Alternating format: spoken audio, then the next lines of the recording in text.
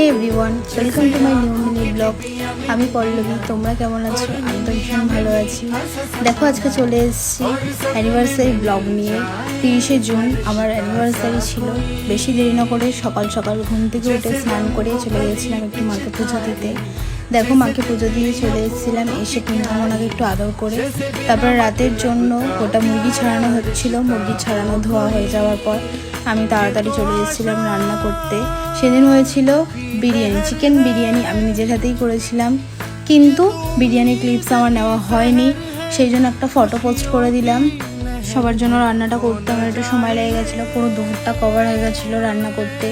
দেখো, তারপরে সন্ধ্যাবেলা রেডি হয়ে নিয়েছিলাম, কিছুজন চলে এসেছিলো, আর কয়েকজন আসা বাকি ছিল।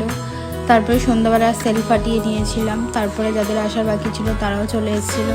দেখো, ওরা আমাদের জন্য মালা ফালা নিয়ে এসেছিলো, আমার তো ভীষণ লজ্জা লাগছিলো, কিন্তু